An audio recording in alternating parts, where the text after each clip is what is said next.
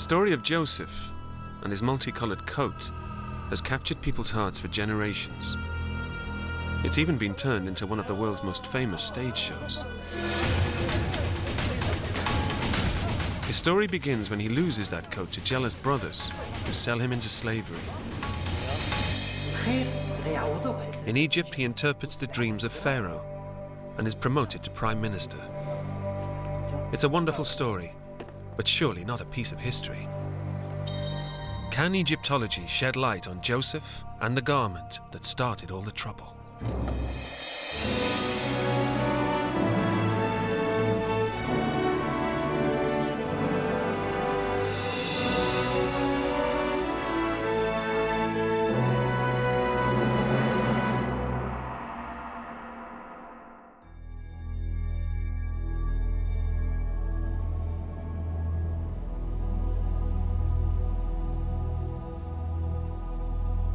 Joseph's adventures were written down by scribes in about 600 BC, over 1,000 years after the story was set.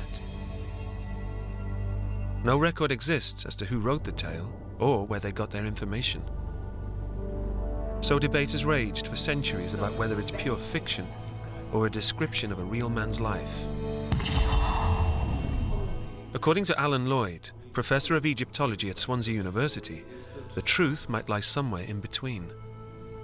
One can see over and over again in other historical traditions that you can have a situation where there is a core of an accurate historical narrative, but a great deal has in fact been bolted on. So what is the evidence?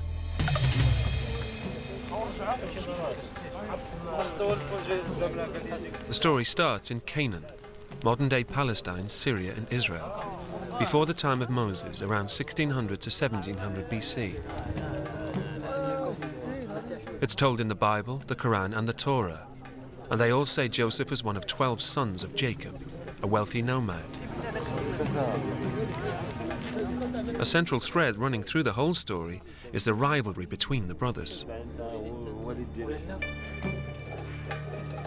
According to Dr. Lloyd Llewellyn-Jones, a specialist in family life, this sibling rivalry was strong because nomad chiefs in those times had more than one wife. Each wife wants their son to become the next leader, to be the next chief of the tribe, or the next king in some cases. And this is certainly inherent within the story of Joseph, where we see rivalries set up between the brothers from a very early age. Joseph, we must remember, and then Benjamin after him, is the son of a second wife. The other brothers are all sons of other wives. So there is this rivalry that seems to go on there. But the object that ignited this rivalry more than anything was the coat given to Joseph by his father, Jacob. It's been portrayed as a garment of great elegance, awash with colour, the stuff of legend. But perhaps it's not so far-fetched.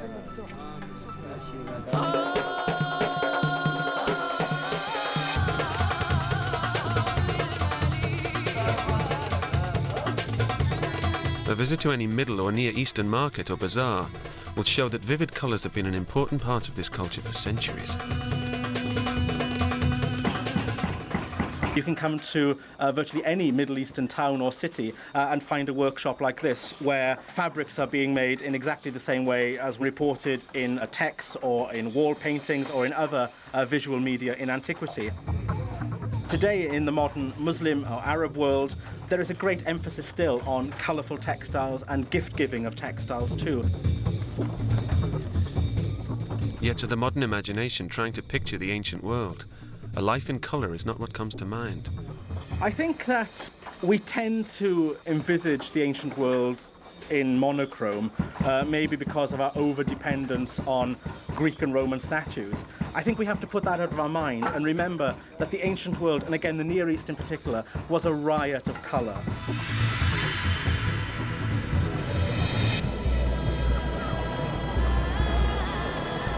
But most examples of colour in the ancient world only go back to 500 BC. The Joseph story is set 1,000 years earlier. To find evidence of colour dating back to that time, we need to go deep into the Egyptian desert.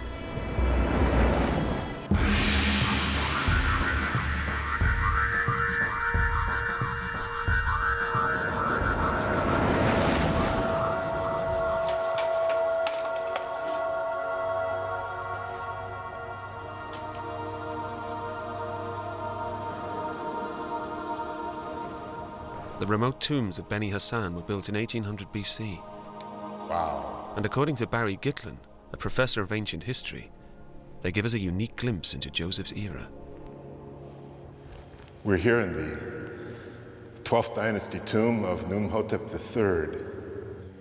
Fantastic scene that I've lectured in my classes about for years. Numhotep was a high official of the pharaoh Amenemhat I. Depicted on the wall are various scenes from his life. Some are people he lived and worked with, but there's one scene of a group of travelers with a very different appearance.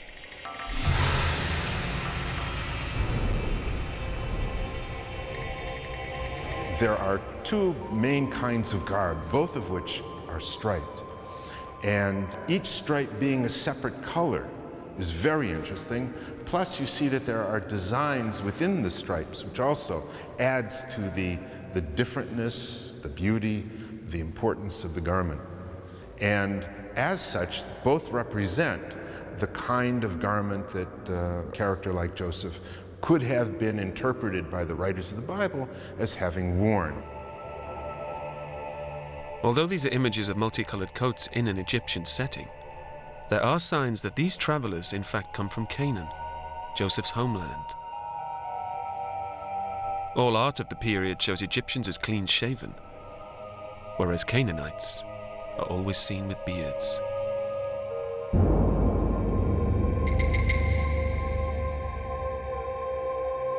You look at these characters coming in, you just look at the beards, at the faces, and this is the common representation of the Semitic Canaanites coming in. The markets of the modern-day Middle East and the tombs of Egypt suggest that Joseph did have a multicolored coat, but the evidence doesn't explain why his brothers acted the way they did. There must have been something else about that coat that generated such envy. One reason why can be found in the translation of the Hebrew word for coat in the Old Testament. Now, when we go back to the Hebrew, as recounted in the book of Genesis, we seem to have an indication that the garment is a special garment. The word that's used to describe it is only found once more in the Old Testament, and that's in the first book of Samuel, where it's actually referred to as a long-sleeved garment. And of course, long sleeves make something quite impractical to work in, so it's a sign of status if you can have long sleeves on your garment. But it wasn't just the long sleeves that marked out status. Great prestige would be attached to the choice of colours in the coat. In the ancient world, colour was a precious commodity.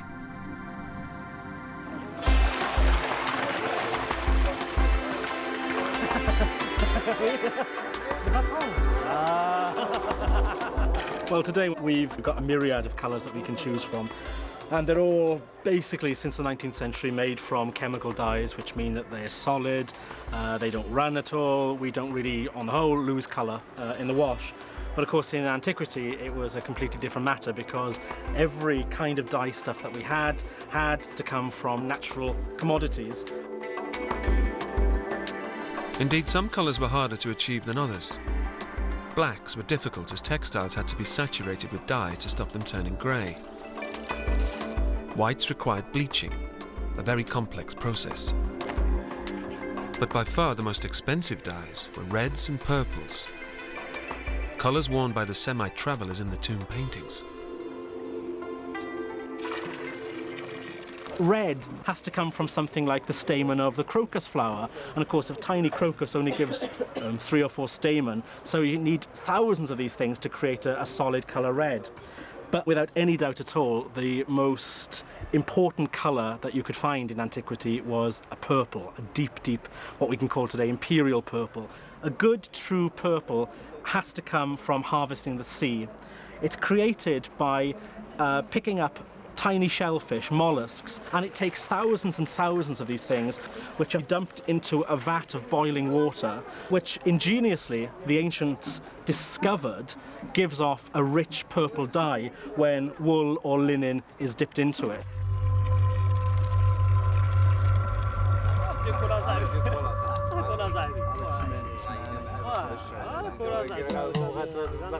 To be given a coat made of purples and reds would have sent a very clear message to Joseph's brothers. Joseph was Jacob's favorite. It's no surprise then that this drove Joseph's brothers to get rid of him.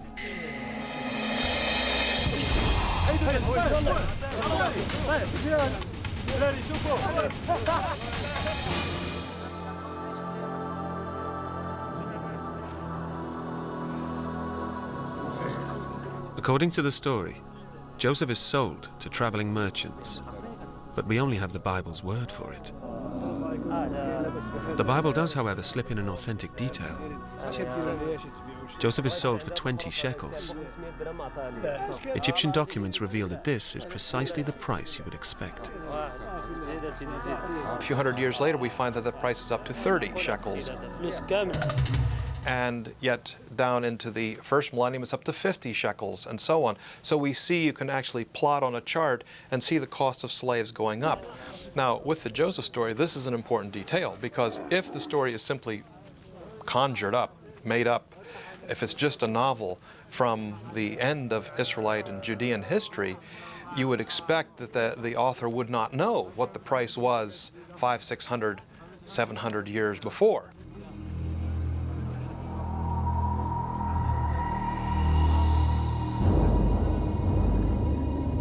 While Joseph is being hauled away to Egypt, his brothers smear his coat with goat's blood to fake his death.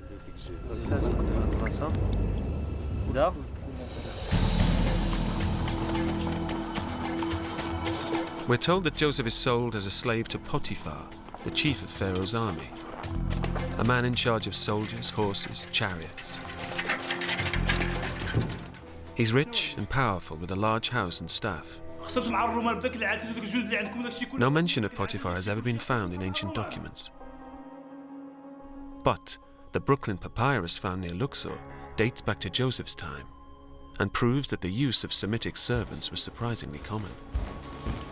During the late Middle Kingdom, which is a period when Joseph may well have come to Egypt, a well-to-do household of a nobleman in Egypt had a good number of Semitic household servants, people who did work in the fields, people who did the weaving and so on. So a well-to-do estate would have household servants. We might even use the term slave to describe these people.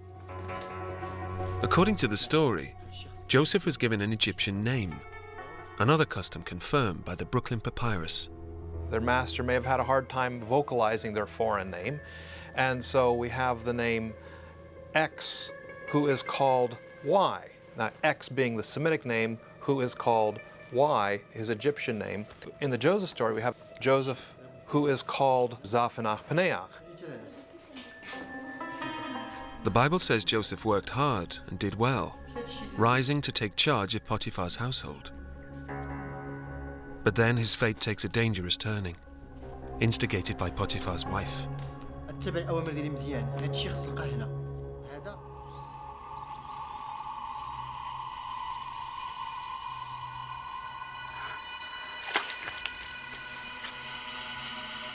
She makes a pass at him. The incident may well be fictional, an attempt by the author of the story to paint Joseph as the innocent party. But according to Lloyd Llewellyn-Jones, the episode can't be ruled out altogether. When it comes to women in antiquity, and certainly when compared to their Hebrew or Semite sisters, elite women in ancient Egypt have a remarkably autonomous life. They have a considerable amount of freedom. We know, for example, that they could divorce at will, that they had the right to their own property. We find this legal status to be really quite remarkable for a woman's lot in antiquity. Joseph rejects her advances. Furious, she accuses him of trying to rape her.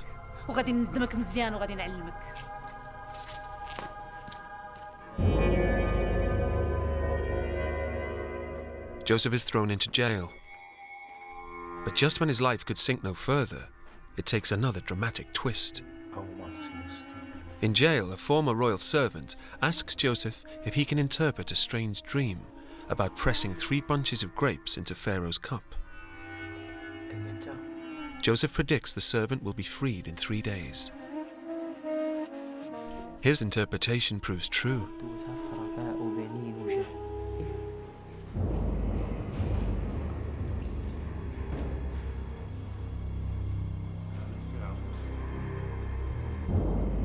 The news reaches Pharaoh, who orders Joseph to be freed in order to have his own dreams interpreted.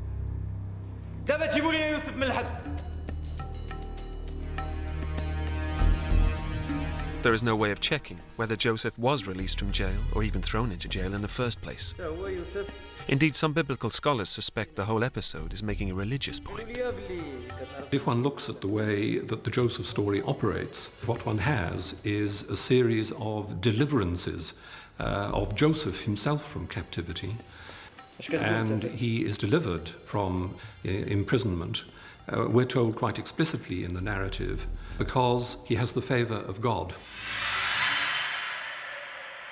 But that's not to say that Joseph wasn't a gifted interpreter of dreams, and that somehow he came to the attention of Pharaoh.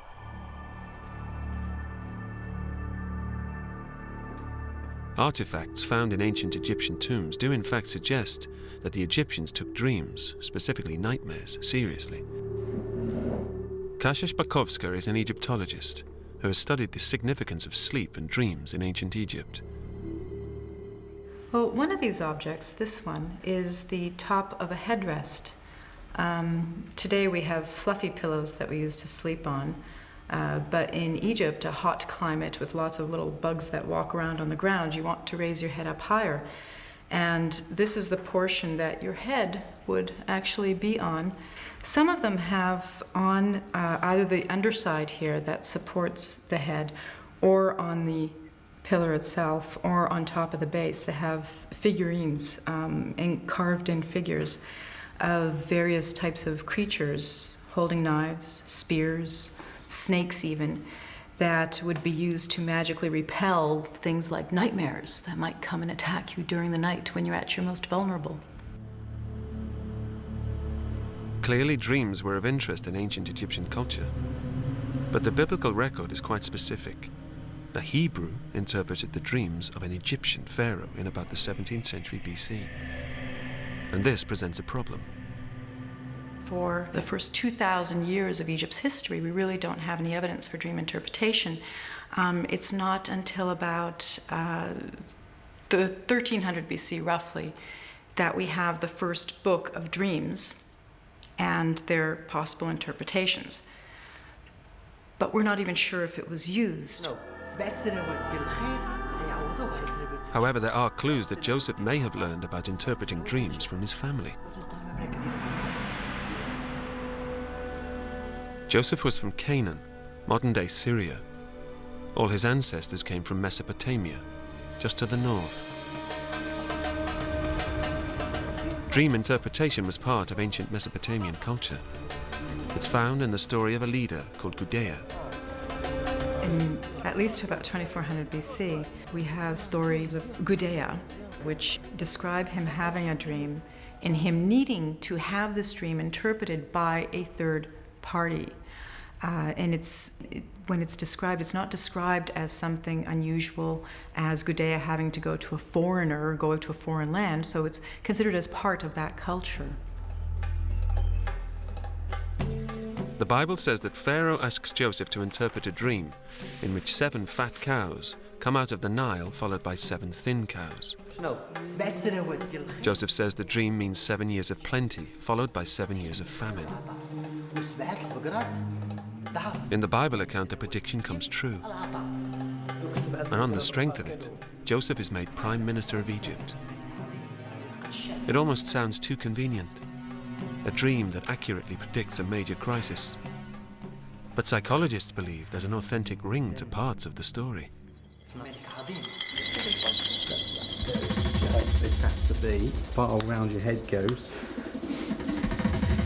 This one. Mark Blagrove is testing the theory that dreams are more than just random images or even an activity that processes memories. And that one goes. His research strongly suggests that people dream mostly what they are worried about. Are there any people? Student Katie Jones has volunteered to have her dreams analysed. Work's a concern. Earlier, she revealed that her biggest worry is the stress of her new part-time job in a hardware store. No. Great. These worries are hardly on the scale of those of a pharaoh, but if Mark Blagrove's theory is right, then even Katie's dreams should mirror her concerns, however trivial. We could say that, humans back then are going to have a similar relationship to their dreams as we have now. And those are your brain waves just there, which are very awake brain waves because they're very bitty. So over the night, that will get smaller when you're in non-REM sleep, and when you go into REM sleep, it'll disappear. And Dreaming is identified by a type of sleep called REM, short for rapid eye movement. The sensors on Katie's head are linked to a computer that will tell researchers when she starts having REM sleep.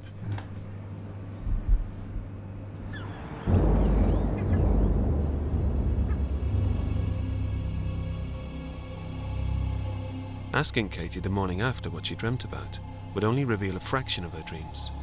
Most of us forget 80% of them. So Katie will have to be woken up at 90-minute intervals when she falls into deep sleep. Right. She's been like this for a few minutes now. She's got these sorts of waves, which are called sawtooth waves. And that usually happens when you're going into REM. These brainwaves indicated it was time to ask her about her dream. Hi, Katie. Was anything going through your mind at that moment? I was in work and I was stacking shelves. Ah, right, and what was stacking shelves, Yeah, right. but they were really strange things I was stacking. So I was sort of it was just really weird things like green and red caps and stuff, and I was making them into shapes and stuff. On each occasion she was woken up, her dreams were It's like a recorded. big bunch of us were all going out. As the night progressed, a clear pattern emerged. Another drink. Time and again, Katie's dreams related to her part-time job. She was dreaming repeatedly about being at work, either getting a different job at a newsagent's or arguing with a customer and the customer reporting her for it. So the interesting thing about the night is that we seem to have more dreams when we're under stress, but the content seems to be related to the things that are concerning us. Mark Blagrove's findings are in line with studies that show the powerful effects of stress on the dreaming mind. There's even experiments being done on depriving people of water for half the day so that they go to bed thirsty, and finding that they're then more likely to dream about drinking. The Bible says, of course, that Pharaoh was dreaming of weightier issues, a famine to be precise. Remarkably, there are signs that the threat of famine would have plagued the mind of Pharaoh in Joseph's time.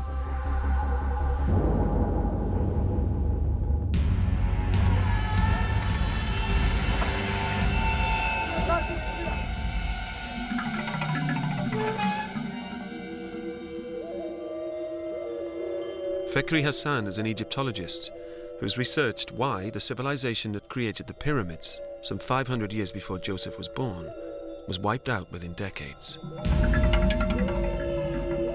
He concludes that it was famine, and his evidence lies in a little-known tomb in southern Egypt. The tomb of Ankh-Tifi, who was a governor of a district in Upper Egypt, is a very, very significant tomb because it contains this unique record of the famine. The writing is on the wall, literally. The character is there, and he speaks in a very concise, clear manner on a series of events.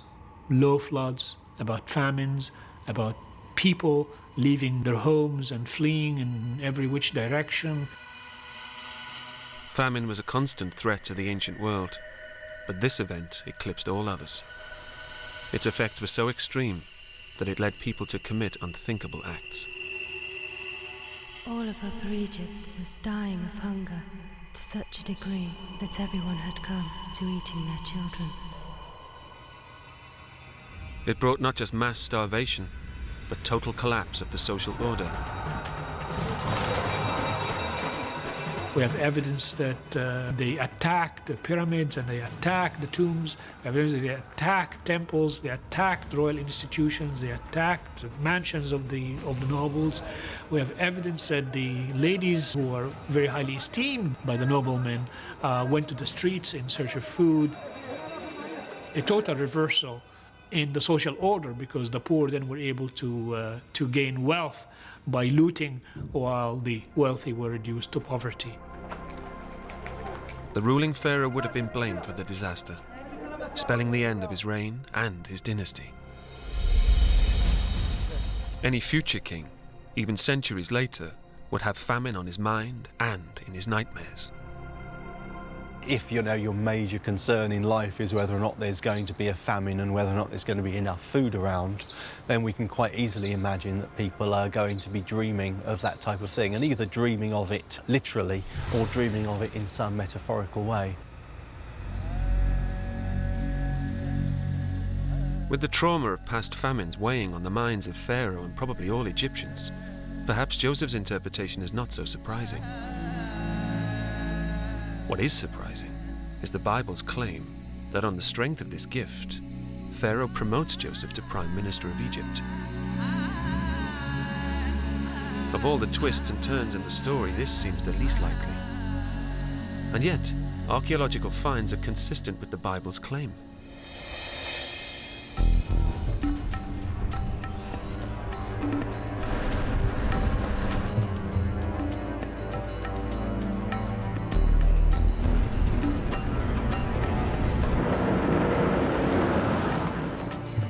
One of these finds is in a New Kingdom tomb in Amarna, Middle Egypt. When the Bible describes Joseph's promotion, it gives away some telling details. As a sign of authority, Pharaoh gave Joseph his signet ring and placed a gold chain around his neck. According to Barry Gitlin, these details can be checked against evidence of pharaonic protocol. The owner of this tomb was a man called Ai, who lived in 1450 BC, 200 years after Joseph. Ancient documents tell us a pharaoh promoted him into high office, and wall paintings inside describe his investiture. What we have in front of us is Akhenaten and his queen Nefertiti, according to some, looking out of a window from their couch or bed. And it allows us to look in on part of the activity of an Egyptian king as he bestows something upon the character of Ai in front of the pharaoh, in front of King Akhenaten. And it's the detail of what exactly the king and queen are bestowing that strikes a chord with the Joseph story.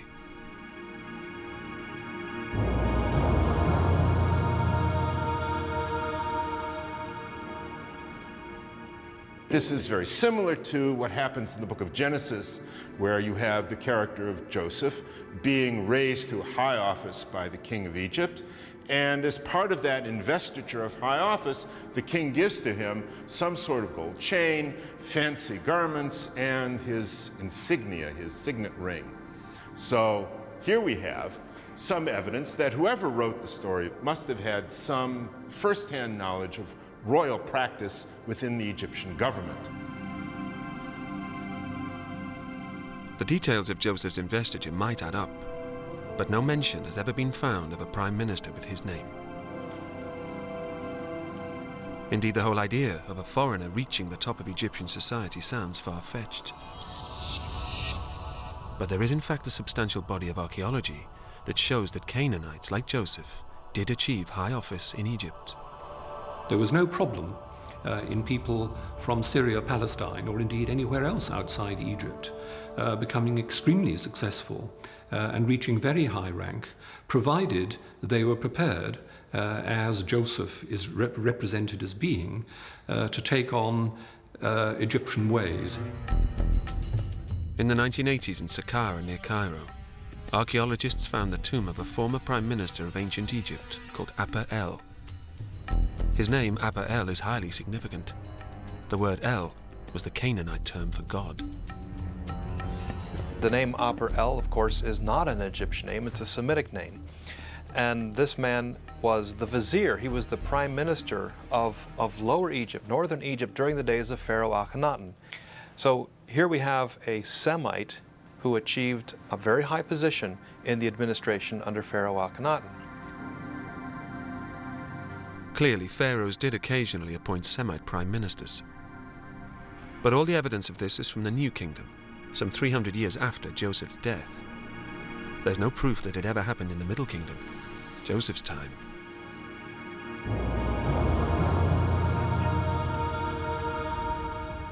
But some historians are chasing other leads.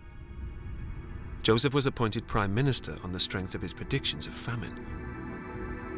Evidence of Middle Kingdom famines and measures to deal with them would support the biblical account. A newly discovered stela, a stone tablet, does indeed recount a spate of Middle Kingdom famines.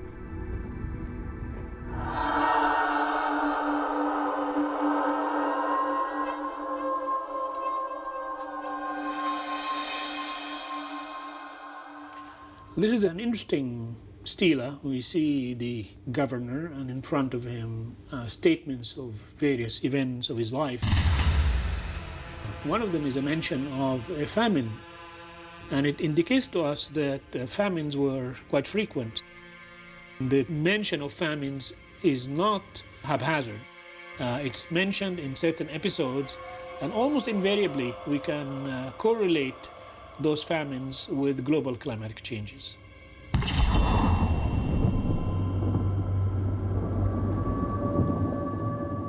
Confirmation of these Middle Kingdom famines has recently been found to the south of Egypt, in snow and ice at the top of Mount Kilimanjaro in Tanzania. Lonnie Thompson and his team of geologists climbed from the jungle to beyond the snow line to drill for ice cores. And these ice cores can tell us about Egypt's climate history.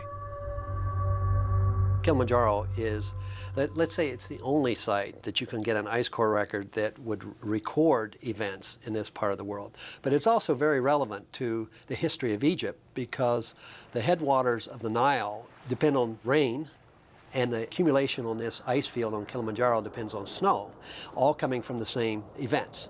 So they are very closely linked, and you should see a record of that in these ice cores.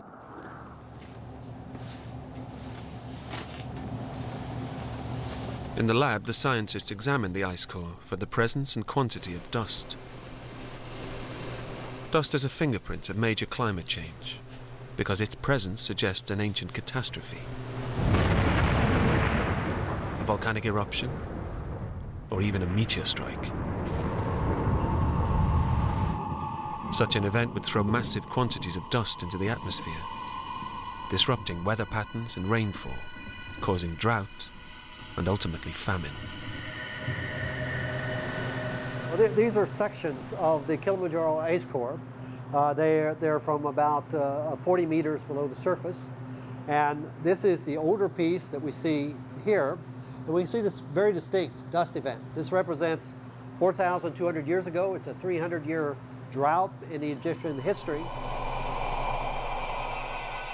This is not the famine Joseph predicted, but the cataclysmic famine that led to the cannibalism discussed in Ankh-Khetephi's tomb 500 years before Joseph's time.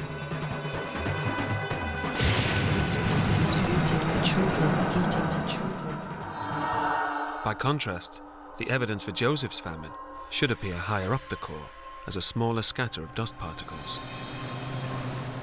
As you come up in the core, you can see that it's a very clean core up until very top here. You can see these very small particles, dust clumps of this event about 3,600 years ago.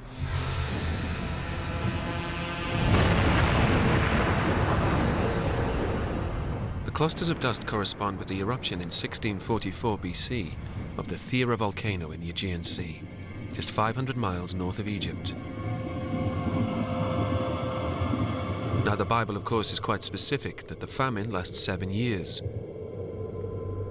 This 7-year cycle also rings true. It fits with the climate phenomenon known as El Niño, which has often caused famine, always in 7-year cycles.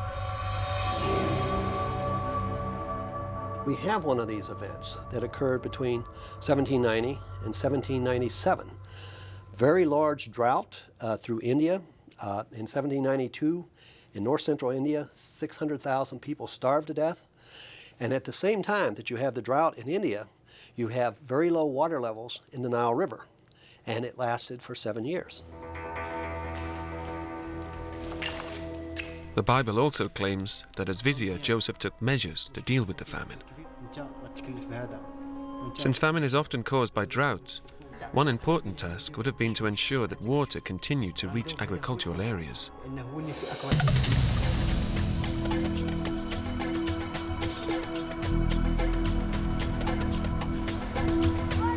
The breadbasket for much of Egypt now and in the past is the fertile land around Lake Karun to the west of the country.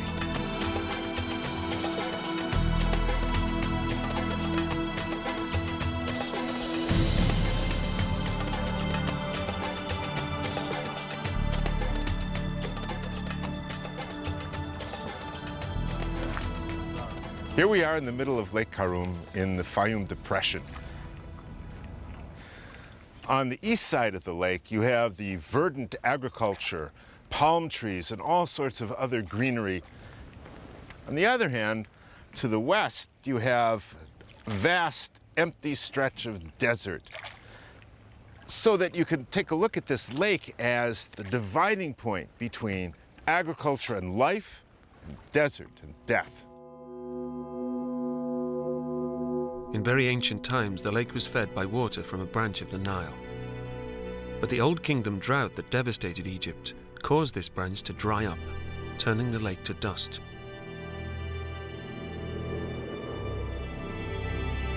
So, to avert another crippling famine, a Middle Kingdom official came up with an ingenious plan to keep the link between the lake and the Nile permanently open.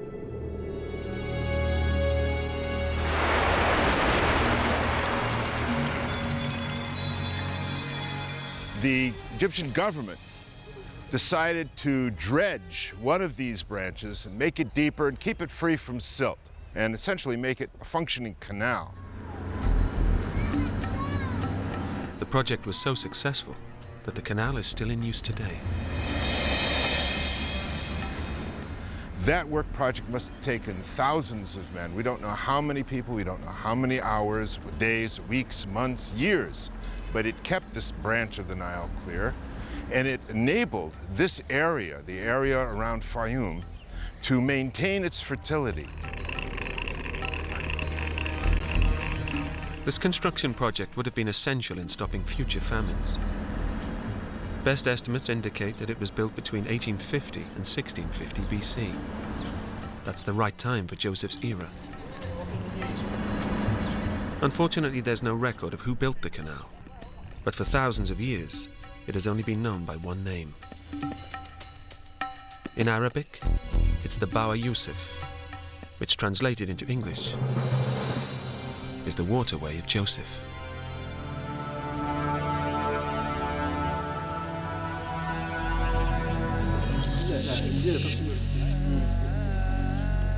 During a famine, Joseph would have made other key decisions to protect Egypt and save his pharaoh's skin. A man who steers his people and his king through great adversity might expect a big reward.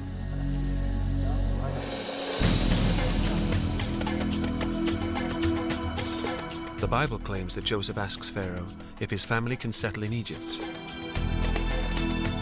Pharaoh allows Joseph and his brothers to live in a city called Pi-Ramesses in the Nile Delta in the north.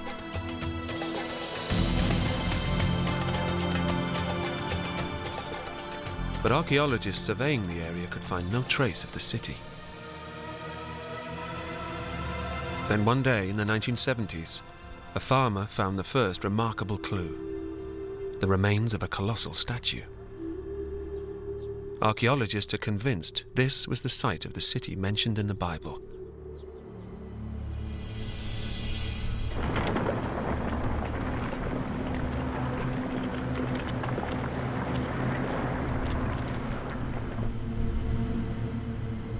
Ramses the Great, Ramses II, was one of the most important kings of the New Kingdom.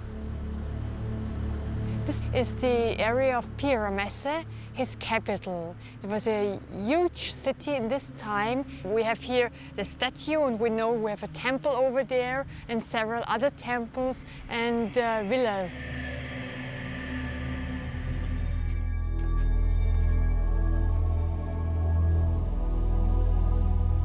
The find raised hopes that this was where Joseph had settled and was reunited with his brothers.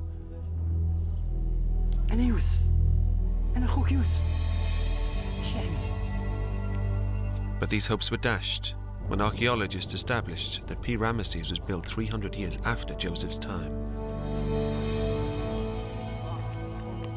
Worse still, there was no sign of a Semitic presence at all.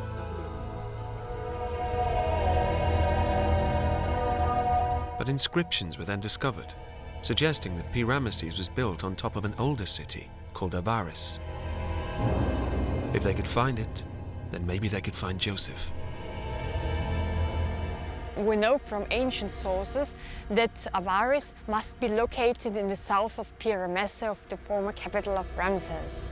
So the excavators who were searching for Avaris, they started in the south, and they finally discovered it and could attach the name Avaris to the things we were excavating.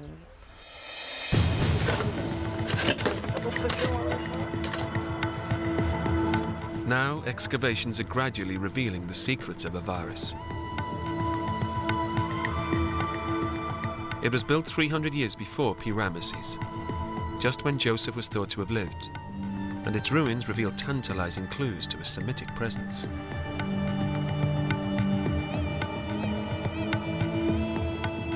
Although most of the buildings were Egyptian in style, one area was distinctly Canaanite.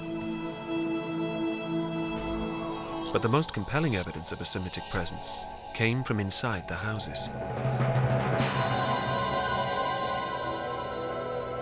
These bodies were found buried in sideways postures, a typically Canaanite tradition. And objects found inside the burial pits left archaeologists in no doubt.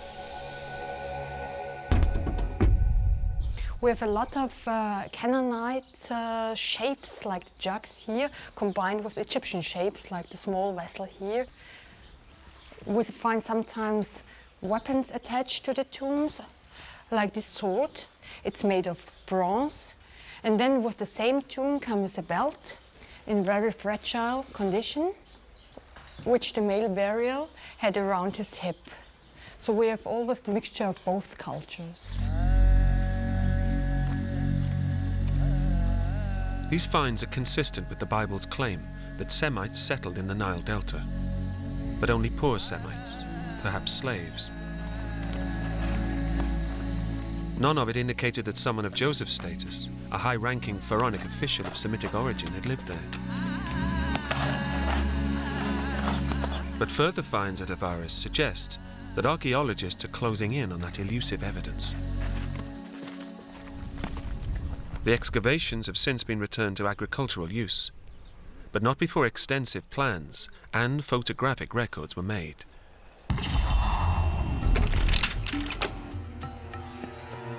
David Roll, a specialist in biblical and ancient history, examined, then reconstructed part of the site.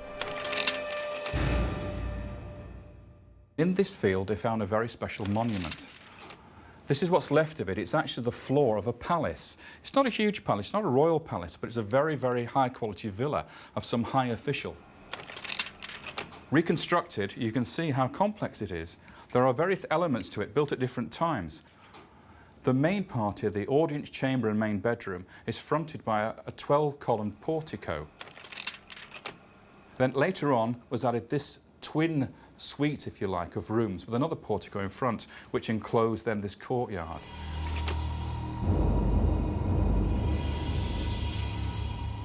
This small palace looked like the home of a high-ranking official. But it was a find at the back of the palace that most intrigued archaeologists. A tomb topped with a pyramid.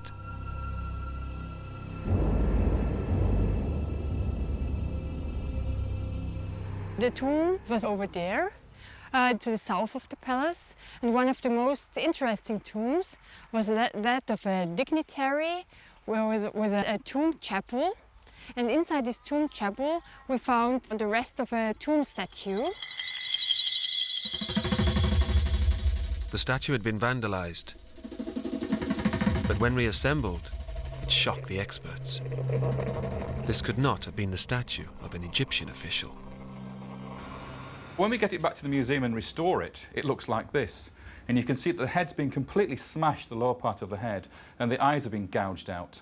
But the most important thing is this. It's an amazing haircut. We don't see anything like that in Egypt before this time. And the hair colour is bright red. This guy had flame red hair. The other details were typical of Semitic people.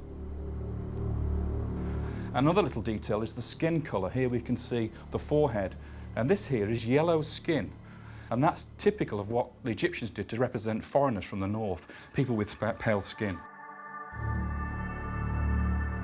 It wasn't just on the hair and face that paint was found. Flakes of red and black paint were found on the outline of a garment, and with it, a distinctive pattern.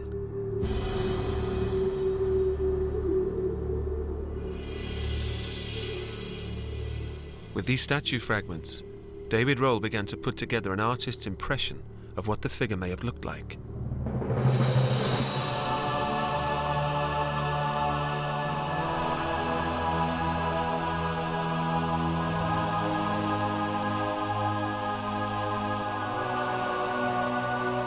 Could this be Joseph? The absence of a nameplate means there's no way of knowing. But for David Rohl, there are no other contenders. We have no other example of something quite as extraordinary as this. We have no pyramid tomb for an official of state. We have no other palace for a private individual. These sort of things are things reserved for royalty, usually. So this is extraordinary. We have no other examples to compare it to. But if you're trying to imagine the rewards of somebody who gave such service to Egypt, who saved it from the famine, you would expect these type of things to be given.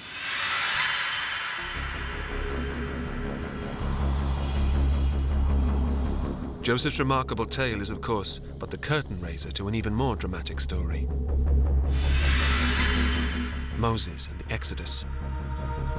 But there is, in the story of the flight of the Hebrews from Egypt, one final clue to the identity of this mysterious statue. Most Egyptian tombs were stripped of treasures, furniture, clothes, and jewelry. This tomb was no exception. But in this case, the bones were also taken away. If a plunderer had gone in there to wreck the tomb, he would have left the bones behind. He wouldn't have taken the bones away. Bones don't have any intrinsic value. So somebody's removed the body from this tomb. Now, the story of Joseph is, at the time of Exodus, when Moses takes the Israelites out of Egypt, he takes the coffin of Joseph with him. So he would have left an empty tomb. So here we have a guy with a multicolored coat with an empty tomb. It's got to be Joseph.